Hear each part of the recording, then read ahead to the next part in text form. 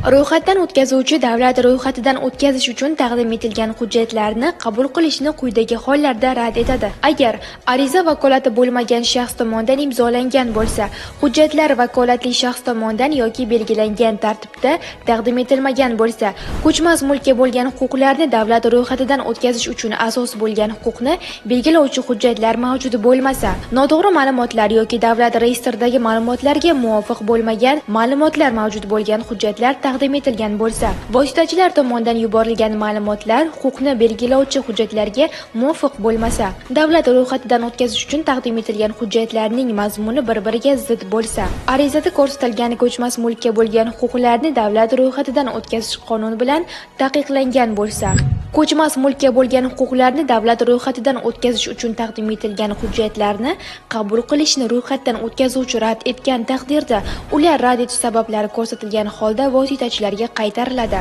Ro'yxatdan o'tkazuvchi tomonidan o'z majburiyatlarini bajarish imkoniyati bo'lmagan taqdirda, uni ro'yxatdan o'tkazuvchi organ rahbarining qaroriga ko'ra almashtirishga yo'l qo'yiladi. Manba: O'zbekiston Respublikasining qonuni 28 noyabr 2022 yildagi 8-son 42-modda.